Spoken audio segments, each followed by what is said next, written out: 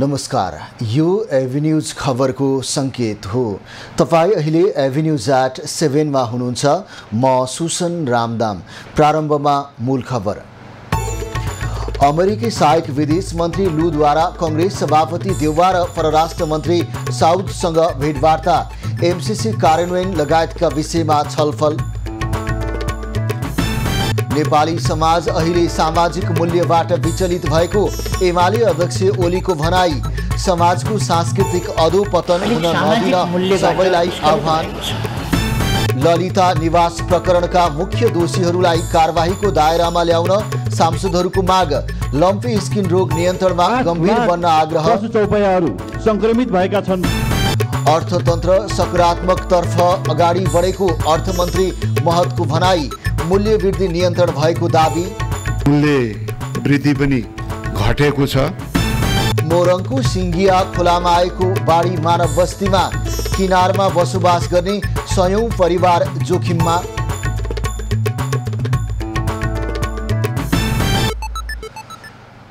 अब खबरको सिलसिला प्रारम्भ गरौं एमसीसीमा चासो सम्बन्धी प्रसङ्गबाट। अमेरिकी सहायक विदेश मन्त्री डोनाल्ड लू राजनीतिक भेटघाटमा व्यस्त भएका छन्। एक दिने भ्रमणका क्रममा नेपाल आइपुगेका दक्षिण तथा मध्य एसिया हेर्ने अमेरिकी सहायक विदेश मन्त्री लूले नेपाली कांग्रेसका सभापति शेरबहादुर देउवा र परराष्ट्र मन्त्री एनपी साउदसँग भेटवार्ता गरेका छन्। नेपाल आए लगत्तै उनले देउवासँग धुम्बाराई स्थित निवासमा भेटवार्ता गरेका हुन्। भेटमा नेपाल अमेरिका सम्बन्धलाई थप सुदृढ बनाउने विषयमा छलफल भएको सभापति देउवाको निजी सचिवालयले जानकारी दिएको छ। सभापति देउवाले ट्विट गर्दै भेटमा शान्ति, लोकतन्त्रको प्रवर्धन र अमेरिकी सहयोगका विषयमा छलफल भएको जानकारी गराएका छन्। भेटमा एमसीसी कार्यान्वयनबारे लूले चासो राखेको बताइएको छ। परराष्ट्र मन्त्री साउदसँगको भेटमा लूले एमसीसी कार्यान्वयनबारे चासो राखेका छन्। भेटमा सन् 2026 मा नेपाल अल्पविकसित मुलुकहरूको सूचीबाट स्तरोन्नति र सो पश्चात पनि अमेरिकाबाट नेपाललाई प्राप्त हुने सहयोगको निरन्तरता बढोत्तरी र दुवै मुलुकबीचको द्विपक्षीय हितका विषयमा पनि छलफल भएको छ। भेटमा लूले विकासका आकांक्षा पूरा गर्ने सन्दर्भमा पुरानो विकास साझेदारको नाताले नेपाललाई अमेरिकाको सहयोग निरन्तर रहने प्रतिबद्धता जनाएको बताइएको छ। उनले आजै प्रधानमन्त्री पुष्पकमल दाहालसँग पनि भेटवार्ता गर्ने बताइएको छ। नेकपा एमालेका अध्यक्ष केपी ओलीले नेपाली समाज अहिले सामाजिक मूल्यबाट विचलित हुन पुगेको बताएका छन्। शुक्रबार पार्टी केन्द्रीय कार्यालय च्यासलमा आयोजित कार्यक्रममा अध्यक्ष ओलीले अहिले नेपाली समाज परपीडक, असत्यमा आधारित र दुष्टपूर्ण हुन गएको टिप्पणी गरेका हुन्। उनले अहिले समाज भगवानसँग पनि डराउन छोडेको र अराजकता जथाभावी बोल्नेहरूसँग रमाउन थालेको बताउँदै समाजको सांस्कृतिक अधोपतन हुन नदिन सबै एक भएर लाग्नुपर्ने पनि बताए। अहिले नेपाली समाजको एउटा पक्ष चाहिँ परपीडक, असत्यमा आधारित र दुष्टतापूर्ण तरिका अवलम्बन गर्ने अलिक सामाजिक मूल्यबाट स्खलित भएको छ। त्यो चिन्ताको विषय छ, जसलाई आज हामीले सांस्कृतिक हिसाबले हाम्रो सांस्कृतिक अधपतन नहोस् या ओह्रालो नलागोस् समाज भनेर हामी सबै सतर्क हुनुपर्ने अवस्था र आवश्यकता छ। अध्यक्ष ओलीले आदिकवि भानुभक्त आचार्यको योगदान कुनै पनि कुराले कमजोर हुन नसक्ने पनि बताए। सांसदहरूले ललिता निवास प्रकरणमा मुख्य दोषीलाई कारबाहीको दायरामा ल्याउन माग गरेका छन्। प्रतिनिधि सभाको आजको बैठकको आकस्मिक समयमा उनीहरूले ललिता निवास प्रकरण जग्गा बिक्री गर्ने मुख्य व्यक्तिहरूलाई कारबाहीको दायरामा ल्याउन माग गरेका हुन्। बैठकमा कांग्रेस सांसद रामहरि खतिवडाले उक्त प्रकरणमा व्यापारी र साना कर्मचारीलाई मात्रै पक्राउ गरिएकाले मुख्य योजनाकारलाई पनि कारबाहीको दायरामा ल्याउनु पर्ने बताए। जग्गा प्रकरणमा व्यापारीहरू र केही साना कर्मचारीहरूलाई मात्र सरकारले ध्यान दिएको देखिन्छ। त्यहाँका ठुला माछाहरूलाई पनि कारबाही गरेर व्यापारीहरूलाई मात्र होइन, किन्नेलाई मात्र होइन, सरकारको राजस्व तिरेर किन्ने अनि तिनीहरूलाई कारबाही गर्ने, व्यवस्थापन गरेर जग्गा बिक्री गर्ने मूलहरू को हुन्, तिनीहरूलाई कारबाहीको व्यवस्था गरोस्। त्यस्तै सांसद अमरेश कुमार सिंहले ललिता निवास प्रकरणमा टिप्पणी उठाउने शाखा अधिकृत जेल जाने तर निर्णय गर्ने व्यक्ति भने खुल्ला रूपमा हिँड्ने गरेको बताए। शाखाबाट टिप्पणी उठाइराख्नु सहसचिव त्यहाँ गएछ, सचिव त्यहाँ गएछ, क्याबिनेटबाट संलग्न मन्त्री र प्रधानमन्त्रीलाई कारबाहीको दायरामा लानुपर्छ, त मात्रै यो भ्रष्टाचार उन्मूलनको काम हुन्छ। न त दलहरू बसेर भ्रष्टाचार गर्ने र कर्मचारीलाई जोगाउने। त्यस कारणले के हुन्छ, देशको सम्पूर्ण प्रशासनिक संयन्त्र भोलिको दिनमा काम गर्दैन। त्यस्तै सांसदहरूले जुम्लामा अन्तर्जातीय विवाहको न्युमा जुम्लामा दलित समुदायका एक युवाको घरमै आगो लगाइदिएको घटनामा सरकारको ध्यान आकर्षण गराएका छन्। चलनमा आउने घरमा एक नियोजन विधेयक रहेका छन्, आर्थिक विधेयक, राष्ट्र ऋण उठाउने विधेयक, यी महत्त्वपूर्ण विषयहरूमा कुरा चाहिँ जनजातिको, कुरा चाहिँ दलितको, कुरा चाहिँ सरवारा वर्गको, अनि ती लासहरूमाथि लासको सिडी चढेर राजनीति गर्ने, रङ रङका तपाईँको राजनीतिक दुकान खोल्ने, रङ रङका तपाईँको पार्टीका नामहरू गर्ने, तर चरित्र एउटै। यो चरित्रबाट माथि उड्न आवश्यक छ। र मेरो जुम्लामा भएको त्यो घटनामा अस्ति पनि छिटोभन्दा छिटो सम्माननीय सभामुख मार्फत गृहमन्त्रीज्यूलाई आग्रह र अनुरोध गर्न चाहन्छु, त्यसको अनुसन्धान गरी दोषीमाथि कारबाही गरियोस्। म यहाँ संसदको यो रोस्टममा यहाँ उभिँदै गर्दा को दोषी हो भन्ने, को निर्दोष हो भन्ने मेरो अधिकार छैन, तर यसको छानबिन होस्। नेपालको संविधान धारा 18 मा समानताको हक, धारा 2 तथा धारा 24 मा छुवाछुत तथा भेदभाव विरुद्धको हक का आधारमा र 1 देखि 5 सम्मको प्रावधान प्रयोग गरी हदैसम्मको कारबाहीको माग गर्दछौँ। नेकपा एमालेका सांसद ठाकुर गैरीले कर्मचारीलाई अपायक सरुवा गरेर स्वास्थ्य मन्त्री मोहन बहादुर बस्नेतले आत्महत्यालाई प्रोत्साहन गरेको आरोप लगाए। बोल्न चाहनुहुने मान्य सदस्यहरूको लागि एक दिनभित्र सम्पन्न गर्न सकिन्छ भन्ने कुराको प्रतिबद्धता हामीले व्यक्त गरिसकेका थियौँ, तर कसको स्वार्थले यो अपायक सरुवाका कारणले अत्यन्त अप्ठ्यारो पर्यो। यो समाधान भएन भनेदेखि त हामी आत्महत्या गर्न विवश हुनेछौँ भन्ने दुखेसो व्यक्त गर्नुभयो। स्वास्थ्य मन्त्रालयका सचिवजीले मन्त्रीलाई गएर उक्त कुरा बताउनु भयो र मन्त्रीले भनिदिनु भयो, इच्छा लागेका व्यक्तिहरू मसँग डोरी लिन आउनु, मेरो ढोका अगाडि आत्महत्या गर्नु। के अब सरकारले समस्याको समाधान आत्महत्या मार्फत गर्न खोजेको हो? जसपाका सांसद प्रदीप यादवले तराई मधेसमा खेतीयोग्य जमिनमा सिंचाई नपुगेको भन्दै सरकारको ध्यान आकर्षण गराए। क्षेत्रमा पानी पुग्दैन र सरकारको त्यसमा ध्यान छैन। म सभामुख महोदय मार्फत नेपाल सरकारका ऊर्जा तथा जल सिंचाई मन्त्रीज्यूलाई ध्यान आकर्षण गराउन चाहन्छु कि तपाईँ नसुत्नुहोस्। तराई मधेसमा हत्या बढेको र बालाजु र कालीमाटीको तरकारी बजारको सटर गैर कानुनी रूपमा भाडामा लगाइएको लगायतका विषयमा पनि सांसदहरूले सरकारको ध्यान आकर्षण गराएका छन्। सभामुख देवराज घिमिरेले लम्पी स्किन रोकथामबारे गरेका काम कारबाहीको जानकारी गराउन सरकारलाई निर्देशन दिएका छन्। प्रतिनिधि सभाको बैठकमा निरन्तर यो विषय उठिरहेको उल्लेख गर्दै उनले यस्तो निर्देशन दिएका हुन्। आजको प्रतिनिधि सभा बैठकमा उनले रोगको रोकथामका बारेमा सदनलाई जानकारी गराउन सम्बन्धित मन्त्रीलाई निर्देशन दिएका हुन्। लम्की स्किन भन्ने रोगको सम्बन्धमा विगतका बैठकहरूदेखि आजका बैठकमा पनि मान्य सदस्यहरूबाट कुरा उठिरहेको छ। यस सम्बन्धमा स्पष्ट पार्न र सरकारले यो रोगको रोकथामको लागि गरेका कार्यहरूको बारेमा सदनलाई जानकारी गराउन सम्बन्धित मन्त्रीलाई म निर्देश गर्दछु। यसअघि बैठकमा एमालेका प्रमुख सचेतक पदम गिरीले विगत 4 महिनाको अवधिमा 27,000 भन्दा बढी पशु मर्दा पनि रोग नियन्त्रणमा सरकारले गम्भीरता नदेखाएको बताएका थिए। धेरै किसानहरूका दुधालु गाई भैँसीहरू मरेका छन्। बर्खाको टाइममा खेती लगाउने टाइममा गोरुहरू मरेका छन् र यस अवधि 4 महिनाको अवधिसम्म आइपुग्दाखेरि 8 लाख पशु चौपैयाहरू संक्रमित भएका छन् भने 27,000 चौपैयाहरू मरेका छन्। सभामुख महोदय, विपन्न र गरिब जनताहरू, ती किसानहरूले यी पशु चौपैयाहरूबाट 37 अरब बराबरको क्षति भएको छ। रोग नियन्त्रण र खोप वितरणमा प्रभावकारिता नदेखिएको उनको आरोप थियो। नेपाली कांग्रेस सांसद रामहरि खतिवडाले लम्पी स्किन रोग नियन्त्रणमा सरकारले प्रभावकारी काम गर्न नसकेको गुनासो गरे। राप्रपाकी सांसद रोशन कार्कीले पनि लम्पी स्किनको रोकथामका लागि सरकारी योजना के छ भनी प्रश्न गरेकी थिइन्।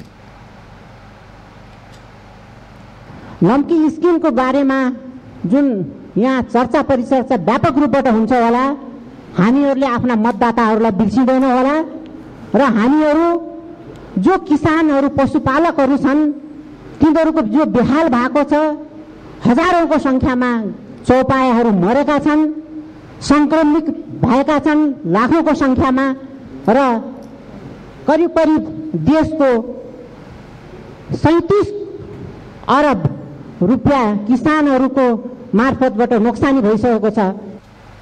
लम्पी स्किनका कारण 4 महिनाको अवधिमा 8 लाख पशु चौपायाहरू संक्रमित भएका छन् भने 27,000 मरेका छन्। किसानले 37 अर्ब बराबरको क्षति भएको प्रारम्भिक तथ्याङ्क छ। राष्ट्रिय स्वतन्त्र पार्टी रासपाले मिटर ब्याज सम्बन्धी विधेयक कार्यसूचीमा नराखे सदन चल्न नदिने चेतावनी दिएका छन्। आज प्रतिनिधि सभाको बैठकमा बोल्दै रासपाका सभापति रवि लामिछानेले विधेयक कालो सूचीमा नआएकोमा विरोध जनाएका हुन्। रासपा मिटर ब्याजबाट पीडित भएका नागरिकहरूको पक्षमा रहेको भन्दै लामिछानेले यो विधेयक यथाशीघ्र सदनमा ल्याउन आह्वान गरे।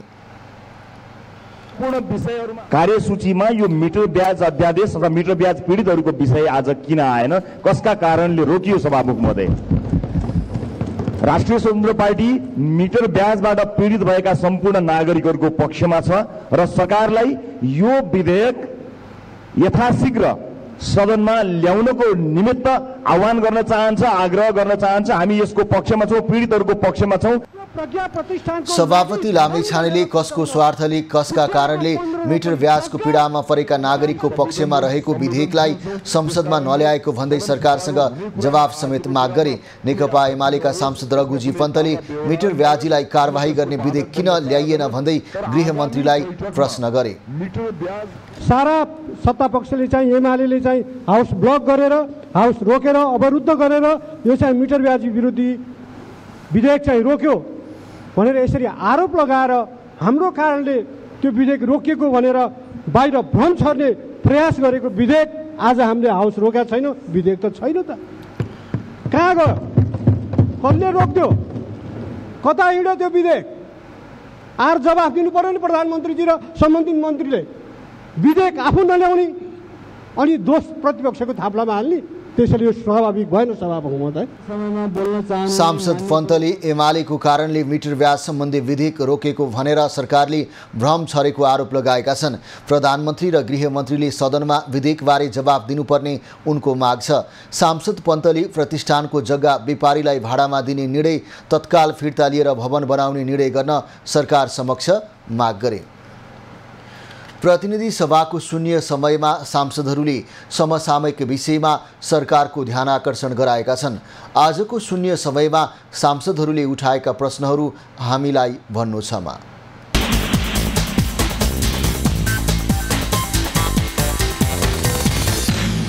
सरकार प्रतिपक्षी दललाई दोष लगाएर आफ्नो कर्तव्यबाट पन्छिँदैछ, कमजोरी लुकाउँदैछ। महोदय, पीडितलाई उचित न्याय दिलाउने कानुन निर्माणका लागि प्रतिस्थापन विधेयक सदनमा अविलम्ब टेबल गर्न जोरदार माग गर्दै वास्तविक पीडितप्रति संवेदनशील हुन अनुरोध गर्दछु। अपवादमा बाहेक सरकारले निर्माण गरेका सबै योजना अर्को वर्षसम्म भ्वाङ पर्छन् वा चर्किन्छन्। त्यही रकम हिनामिनाबाट सृजित सरकारी कर्मचारी, ठेकेदार र नेताको घर, गाडी जस्ता सम्पत्ति र जमिन चाहिँ 7औं पुस्तासम्म पुग्ने हुन्छ। देशमा विकास होइन सभामुख महोदय, विनाश भइरहेको छ। भ्रष्टाचारको मात्रै विकास भइरहेको छ। कुसंस्कृत, सिन्डिकेट र बिचौलिया मात्र संस्थागत भइरहेको छ। नेपालको जय होस्। यसपालि पोरखीमा पहिरोको उच्च जोखिम बढ्दै गएको छ भने तटीय क्षेत्र अछाम जिल्लाको साँडबर लगायतका क्षेत्रका बासिन्दाहरू कुनै पनि बेला आउन सक्ने बाढी पहिरो त्यसबाट पार्न सक्ने सम्भावित अप्ठ्यारो समस्याप्रति अत्यन्त तर्सित मानसिकतामा छन्। यो विषयमा समयमै सतर्कता अपनाउन सरकारको ध्यान आकर्षण गर्दछौँ। हामीले शिक्षा क्षेत्रमा यो कुलपति भनेको पोजिसन सेरोमोनियल प्रधानमन्त्रीलाई दिएर भएन, राजनीतिबाट निकाल्नु पर्यो शिक्षा क्षेत्रलाई। कुलपति भनेको मेरिटमा आएर काम गर्ने मान्छे चाहियो। कमलरीलाई मोही हक दिने यो हो नीतिगत भनेको। युवालाई स्वदेशमा रोजगारी दिने मन्त्री परिषदले निर्णय गर्यो भने यो नीतिगत निर्णय हो। खोपो विश्वविद्यालयलाई यही अधिवेशनबाट पारित गर्ने यो हो नीतिगत। व्यक्तिलाई सार्वजनिक सरकारी जग्गा दर्ता गर्न दिने नीतिगत हुन सक्दैन, दोषीलाई कारबाही हुनुपर्छ।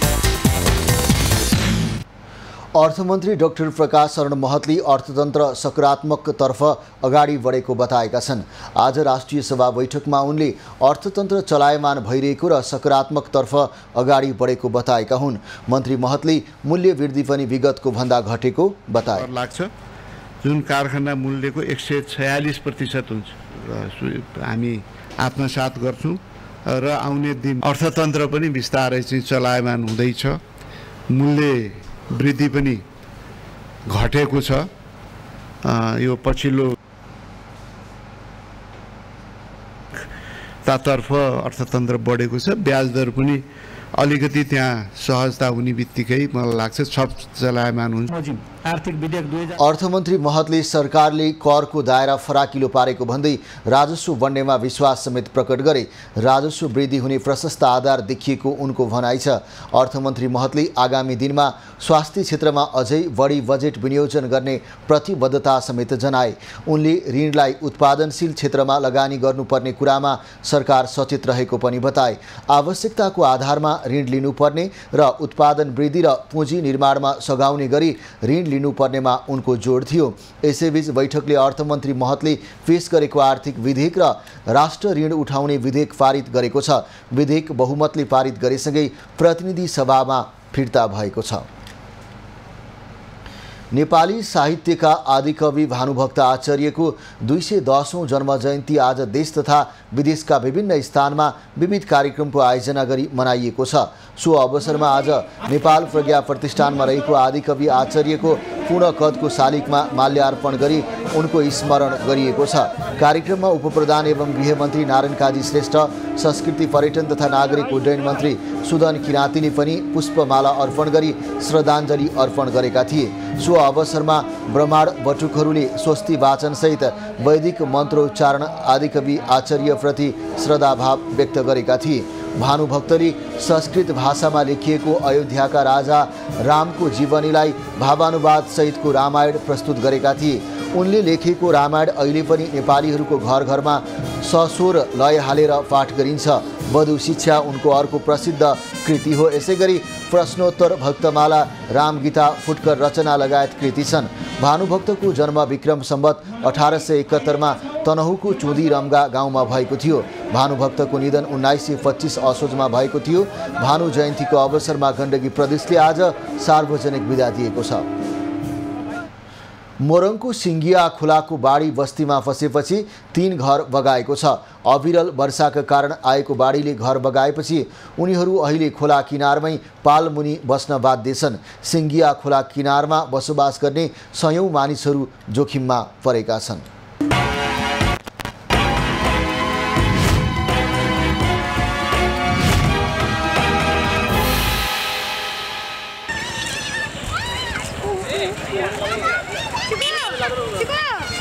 दर्शकवृन्द, अहिले म मोरङ जिल्लाको जहदा गाउँपालिका वडा नम्बर 3 मा आएको छु र यो जुन स्थानमा अहिले म उभिरहेको छु यहाँ 2 दिन अगाडि यहाँ 3वटा घर थियो, तर अहिले ती घरका मानिसहरू बेघर बन्न पुगेको छ। विशेष गरेर यो सिङ्गिया नदीको बाढीको कारणले गर्दाखेरि यहाँ अवस्थित 3वटा घर चाहिँ बगेको हामीले पाइरहेका छौँ। जुन चाहिँ नदी किनारमा रहेको बसोबासहरू अहिले एकदमै जोखिमपूर्ण बन्दै गइरहेको छ। यहाँ घर एउटा थियो विष्णुको, त्यो पनि ढल्किहाल्यो। यहाँ पनि एउटा घर थियो यसको सूरजमुखियाको, त्यो पनि झरेको। हामीहरू त आफ्नो ठाउँमा जानु पर्यो नि त। यहाँ ठाउँमा छैन, कहाँ बस्ने? यहाँ खोलामा बस्ने ठाउँमा छैन। हमारो 2 कोठा घर बगेल थियो। हमरा आरके सुतलिए था नहीं बोले खोलो में पानी कम रही नाला के वजह से दोसर कोठा में सुतल रही। अचानक आधा घर भैंस गए, टूट के खबर गिर गए, था नहीं पेलिए। जाए गेलिए ककरो कुछ नहीं भेले घर बकरी तकरी दुटा भैंस गेले कपड़ा बस्तर जरे खटिया चौकी उ भैंस गेले टीना तीना घर जते रे से घर में का सब सामान भैंस गेले घर उजरले पानी कटले सब पैसा घर तर उजरले बच्चा खोला के सब कुछ ला के बच्चा को पढ़ भेलिए सब सामान ऊपर कर लिए श्रीमान और भर रात पानी में भीज लिए अब हमरो सब की करबे अब कोनो रह के बसते न छे त अब कथि करबे से सब वही सब करबे की वर्षौं नै यो क्षेत्रमा बाढी आउने गर्दछ र यहाँ चाहिँ सिङ्गिया नदीले वर्षौं नै हजारौं मानिसहरूलाई चाहिँ विस्थापित गरिरहेको हामीले वर्षौं नै पाइरहेका छौं तर यसको निकास भने यहाँका स्थानीय तह सम्बन्धित निकायले अझैसम्म गर्न सकिरहेको छैन र यहाँ जुन बसोबास गर्ने चाहिँ मानिसहरू थिए उनीहरू अहिले पीडित बनेको छ र बेघर बनिरहेको अवस्था छ यस विषयमा चाहिँ सम्बन्धित निकायले ध्यान दिन आवश्यक छ एबी न्यूज खबरका लागि क्यामेरामा निशान कडेलका साथ वीरेन्द्र कुमार शाह मोरङ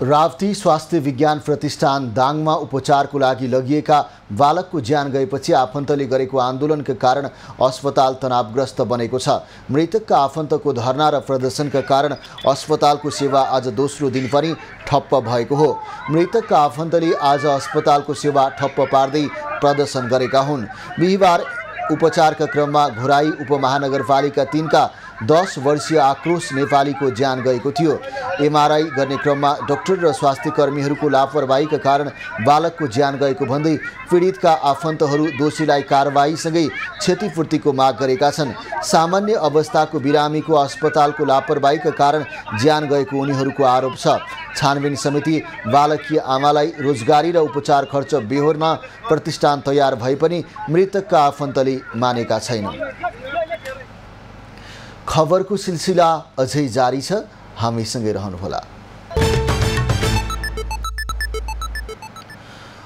अब बाँकी खबर उपराष्ट्रपति राम साहेब प्रसाद यादवले संवैधानिक र कानुनी व्यवस्थालाई सबैले अक्षरश पालना गर्न सके मुलुकमा शैक्षिक क्षेत्रले महत्त्वपूर्ण फड्को मार्ने बताएका छन् शुक्रबार 210औं भानु जयन्तीको अवसरमा काठमाडौँमा आयोजित एक कार्यक्रममा बोल्दै उपराष्ट्रपति यादवले नेपालमा प्रत्येक नागरिकलाई माध्यमिक तहसम्मको शिक्षा निशुल्क हुने संवैधानिक व्यवस्था रहेको भन्दै अक्षरश पालना गर्नुपर्ने बताएका हुन् उनले मुलुकको शैक्षिक उन्नतिका लागि शिक्षालय शिक्षक विद्यार्थी अभिभावक र सरकारवाला सबैले दत्तचित्त भई आफ्नो स्थानबाट अहम भूमिका निर्वाह गर्नुपर्ने पनि बताए यी संवैधानिक र कानुनी व्यवस्थालाई सम्बन्धित सबैले अक्षरशः पालना गर्न सके मुलुकमा शैक्षिक क्षेत्रले महत्त्वपूर्ण फड्को मार्न सक्ने विश्वास मैले लिएको छु मुलुकको शैक्षिक उन्नयनका लागि शिक्षालय शिक्षक विद्यार्थी अभिभावक र सरकारवाला सबैले दत्तचित्त भई आफ्नो स्थानबाट अहम भूमिका निर्वाह गर्नुपर्दछ उपराष्ट्रपति यादवले नेपालको भाषा साहित्यमा आदिकवि भानुभक्त आचार्यको देन महत्त्वपूर्ण रहेको उल्लेख गरे नेकपा एमालेका अध्यक्ष केपी ओलीले नेपालमा अझै पनि भुकमरीको अवस्था रहेको बताएका छन् शुक्रबार काठमाडौँमा आयोजित राष्ट्रिय मानवाधिकार तथा सामाजिक न्याय मञ्चको 24औं स्थापना दिवसका अवसरमा आयोजित कार्यक्रममा अध्यक्ष ओलीले कतिपय गरिबीको रेखामुनि रहेका नागरिकहरूले आधारभूत अधिकार समेत नपाइरहेको भन्दै राज्यलाई सचेत गराउनुपर्ने बताएका हुन् उनले लोकतन्त्र साइन बोर्ड र प्रणालीमा मात्रै सीमित नभई आचरण व्यवहार जीवन पद्धति र राज्यको कार्यशैली हुनुपर्ने बताए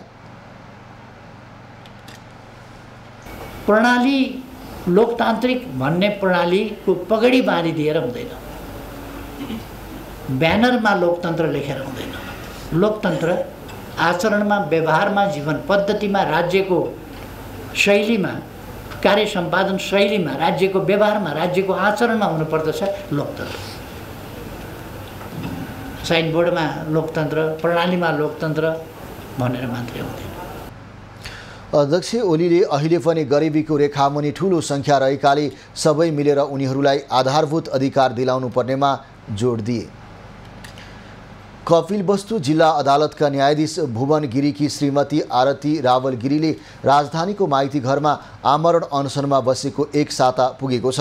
श्रीमानबाट पीडित रहेको र न्याय नपाएको भन्दै गिरी शुक्रबारदेखि आमरण अनसनमा बसेकी हुन्। अनसनमा बसेको 1 साता बित्न लाग्दा पनि उनको माग सुनवाईमा भने कुनै निकायले चासो दिएको छैन। अनसनरत गिरीले न्यायाधीशबाटै आफू पीडित हुँदा पनि कतैबाट न्याय नपाएको भन्दै आफू प्राण त्याग्न तयार रहेको बताएकी छन्।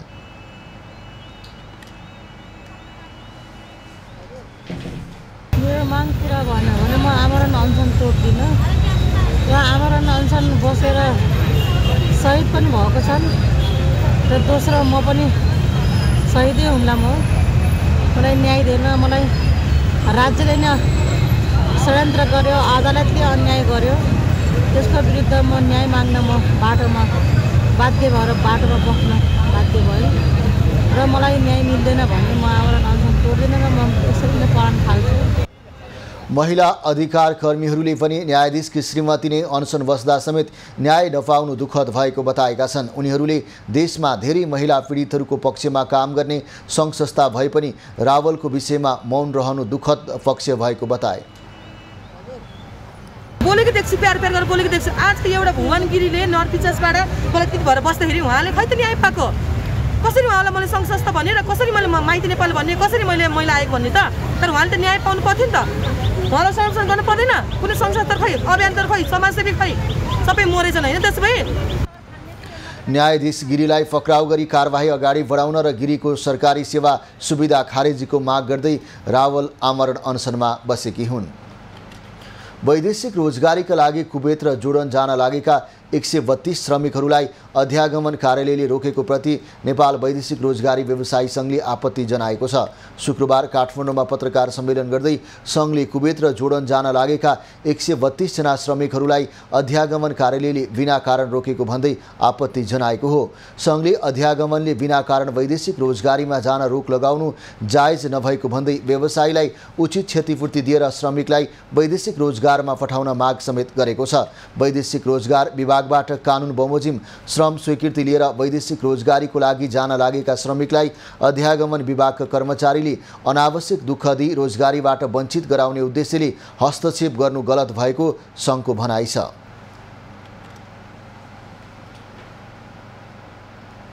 भिजाको प्रक्रिया हो, एग्रिमेन्टदेखि लिएर सबै कुरा उसले हेर्छ।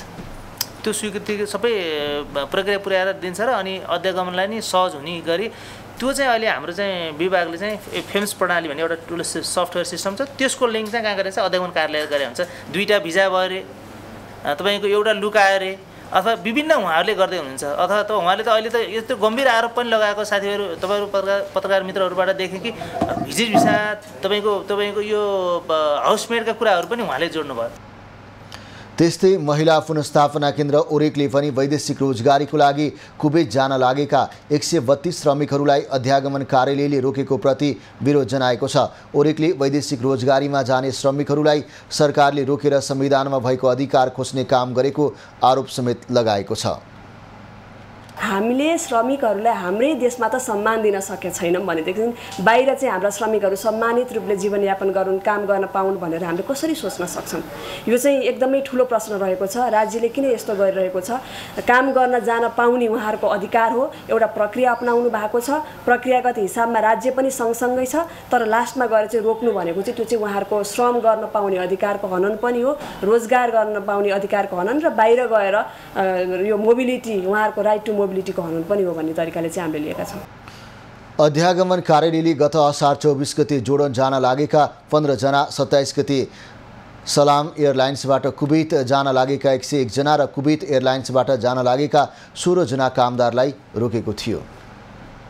नेपाल निर्माण व्यवसायीहरूले निर्माण कार्यको म्याद थप गर्न माग गर्दै धरना दिएका छन्। आज काठमाडौँको माइतीघर मण्डलामा भेला भई निर्माण व्यवसायीहरूले अर्थमन्त्री डाक्टर प्रकाश शरण महतको राजीनामा माग गर्दै धरना दिएका हुन्। उनीहरूले निर्माण व्यवसायीहरूले गरेको कामको भुक्तानी अर्थमन्त्रीले नदिने भनेको भन्दै अर्थमन्त्रीले तत्काल राजीनामा दिनुपर्ने बताए। असार मसान्तसम्म निर्माण व्यवसायीले गरेको कामको भुक्तानी नपाएपछि बाध्य भएर आन्दोलन गर्नु परेको नेपाल निर्माण व्यवसायी महासङ्घका अध्यक्ष रवि सिंहले बताए। चाहन्छु, धन्यवाद ज्ञापन गर्न चाहन्छु। एकदम हामीले सरकारले भुक्तानी गर्न नगरेको कारणले गर्दाखेरि हाम्रा सप्लाई चेनहरू अहिले ध्वस्त भइरहेको छ। उहाँहरूको पनि ब्याङ्क बिग्रिया छ, हाम्रो ब्याङ्क बिग्रिया छ। हाम्रा मजदुरहरूले अहिले असारमा घरमा गएर धान रोप्ने बेलामा भुक्तानी नपाएर अस्तव्यस्त भएको अवस्था छ। हाम्रो कर्मचारीहरू अस्तव्यस्त भएको अवस्था छ। यस्तो अवस्था सिर्जना गर्ने सरकार एउटा अभिभावकले गैर जिम्मेवार पूर्ण हिसाबले टेन्डर गरेर काम गरेको भुक्तानी नगरेको कारणले हामी आज बाध्य भएर माइतीघर मण्डलमा आएका छौँ।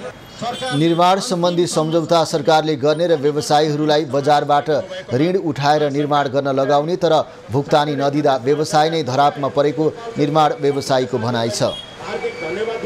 विकास निर्माणमा सम्बन्धी सबै मन्त्री सचिव तथा मन्त्रीज्यूहरूले निर्माण सम्बन्धी कार्य सम्झौता गर्ने, हामीलाई बजारबाट उधारो उठाएर काम गर्न लगाउने र असार वसान्तको अन्तिम घडीसम्म पनि भुक्तानी नगर्ने गरी हाम्रो सम्पूर्ण हाम्रो जायजता, हाम्रो चाहिँ सामाजिक दायित्व, हाम्रा काम गर्ने कामदारका भुक्तानी, सप्लायरका भुक्तानी, ब्याङ्कको भुक्तानी लगायत सम्पूर्ण भुक्तानीहरू चाहिँ गर्न नसक्ने अवस्थामा पुर्याएर बाध्यकारी अवस्थामा आज हामी चाहिँ माइतीघर मण्डलमा चाहिँ यो विरोध तथा धरना कार्यक्रममा सहभागी भएका छौँ।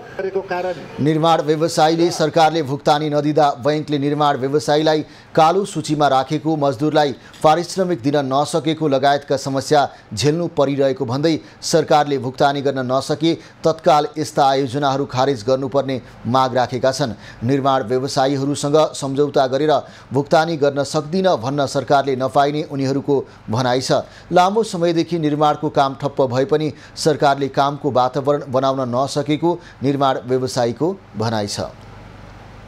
विराटनगरको नेपाल भारत सीमा क्षेत्र जोगबनीमा साउन 1 गतेदेखि 100 रुपैयाँ भन्दा बढीको सामान भारतबाट ल्याए कर तिर्नुपर्ने व्यवस्था गरिएको छ।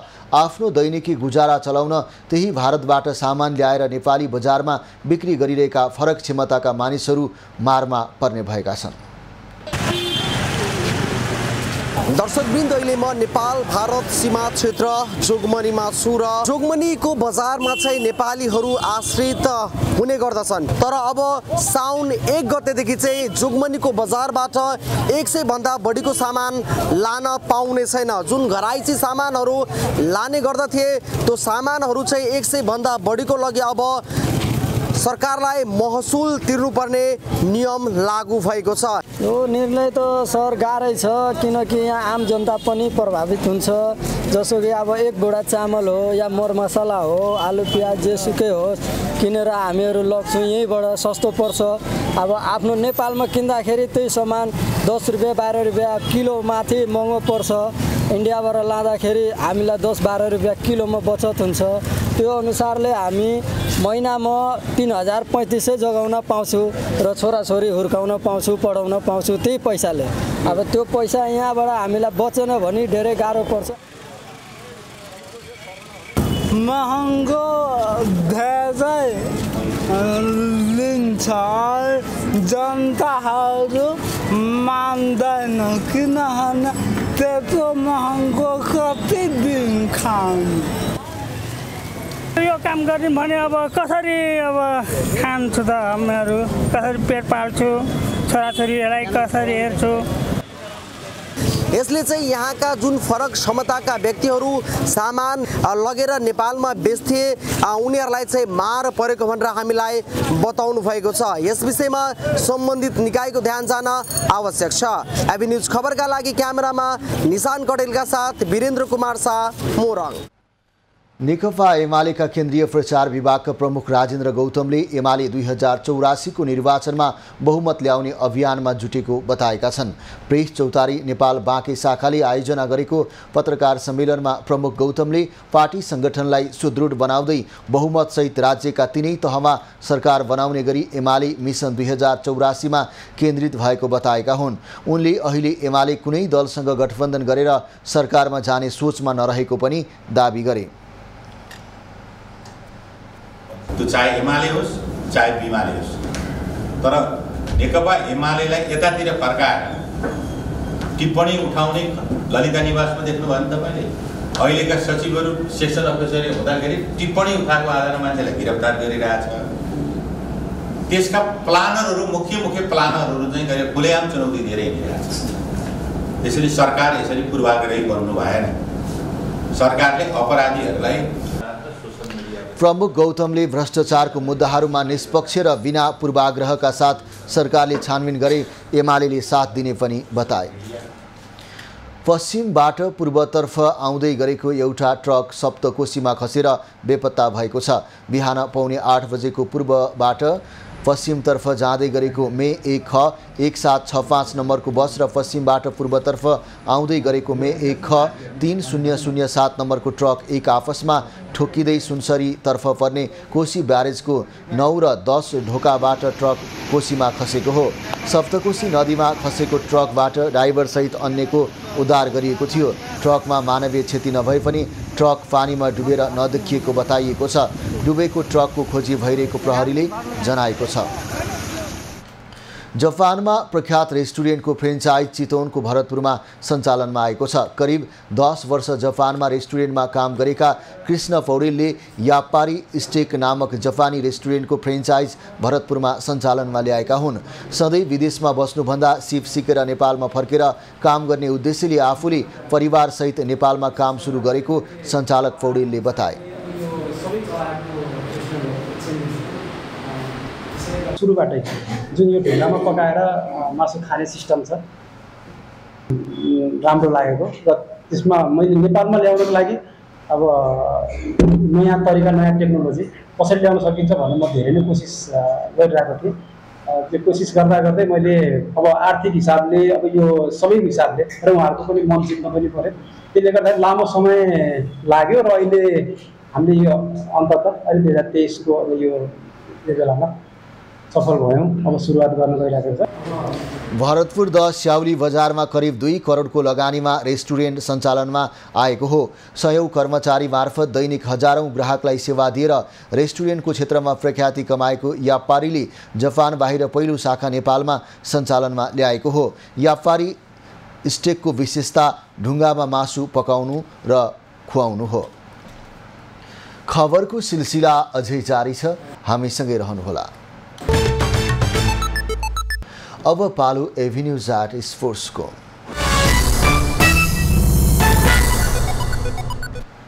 सातौं संस्करणको एनभिए राष्ट्रिय भलिबल क्लब लिगमा महिलातर्फ विभागीय टोली नेपाल पुलिस क्लब अपराजित रूपमा फाइनल पुगेको छ। पुलिस समूह चरणको एक खेल अगावै फाइनल प्रवेश गरेको थियो। पुलिसले शुक्रबार भएको खेलमा न्यू डायमन्ड एकाडेमीलाई पराजित गरेको हो। पुलिससँग डायमन्ड पराजित भएसँगै अर्को विभागीय टोली नेपाल एपीएफ क्लब फाइनल प्रवेश गरेको छ। पुलिसले डायमन्डलाई 3-0 को सोझो सेटमा पराजित गरेको हो। पुलिसले 25-20, 25-14 र 25-17 को सोझो सेटमा पराजित गर्यो। प्रतियोगितामा महिलातर्फ 6 तथा पुरुषतर्फ 7 टोलीको सहभागिता रहेको छ।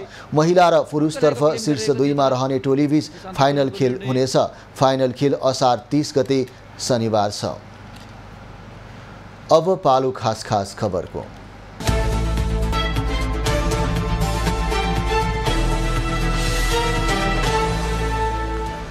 सभामुख देवराज घिमिरेले संघीय संसदको दुवै सदनबाट पारित भएका आर्थिक वर्ष 2080-81 को बजेट सम्बन्धी विधेयक प्रमाणित गरेका छन्। नेपालको संविधानको धारा 113 को उपधारा 1 बमोजिम सभामुखले विनियोजन विधेयक 2080, आर्थिक विधेयक 2080 र राष्ट्र ऋण उठाउने विधेयक 2080 शुक्रबार प्रमाणित गरेका हुन्। संसदका दुवै सदनले पारित गरेका विधेयक राष्ट्रपतिले प्रमाणीकरण गरेपछि कार्यान्वयनमा आउनेछ।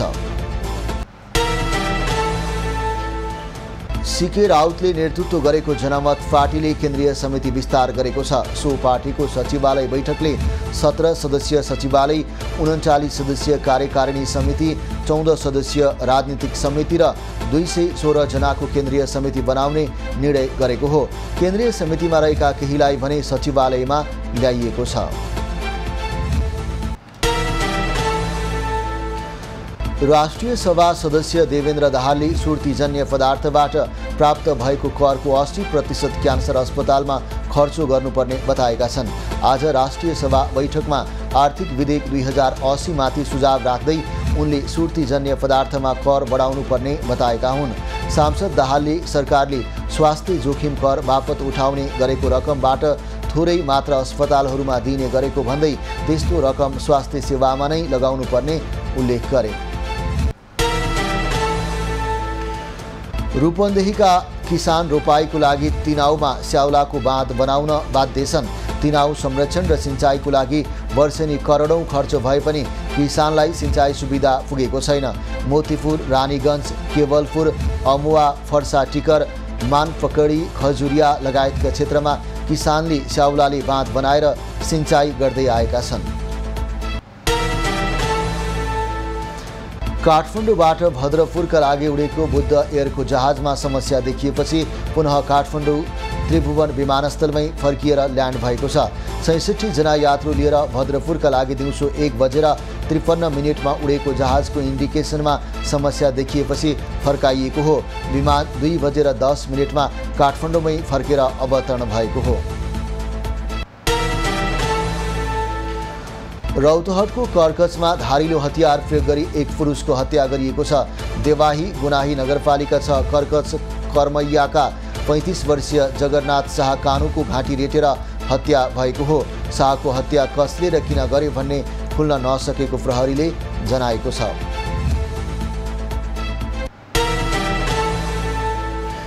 नारायणगढ मुगलिङ सडक खण्डमा बस दुर्घटना हुँदा 19 यात्रु घाइते भएका छन्। सडक खण्डको भरतपुर महानगरपालिका 29 दासढुङ्गामा बागमती प्रदेश 01006 ख 5237 नम्बरको यात्रुवाहक बस दुर्घटना भएको हो। घाइते मध्ये 10 जनाको पुरानो मेडिकल कलेजमा, 8 जनाको भरतपुर अस्पतालमा र 1 जनालाई काठमाडौँ पठाइएको प्रहरीले जनाएको छ।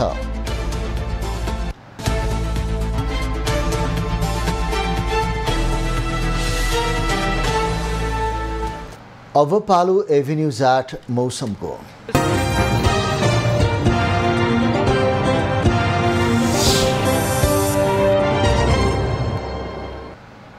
गत 24 घण्टामा देशका थोरै स्थानहरूमा मेघगर्जन चट्याङसहित हल्कादेखि मध्यम वर्षा भयो। आज राति गण्डकी, लुम्बिनी र सुदूरपश्चिम प्रदेशका 1-2 स्थानमा मेघगर्जन चट्याङसहित भारी वर्षाको समेत सम्भावना रहेको जल तथा मौसम विज्ञान महाशाखाले जनाएको छ। आज काठमाडौँ उपत्यकाको अधिकतम तापक्रम 27 डिग्री सेल्सियस र न्यूनतम तापक्रम 21 डिग्री सेल्सियस मापन गरिएको छ। आज देशभरको मौसम कस्तो रह्यो त हेरौँ विभिन्न स्थानको मौसमी अवस्था।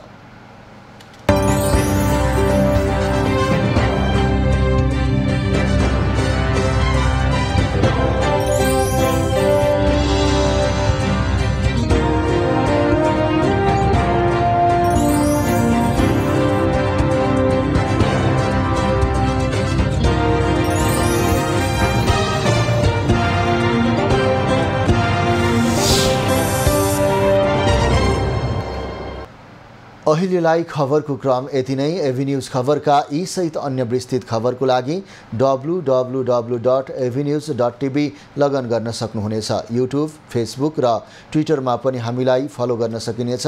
खबरभित्रको खबरको लागि हेर्दै रहनुहोला एभिन्यूज खबर। नमस्कार।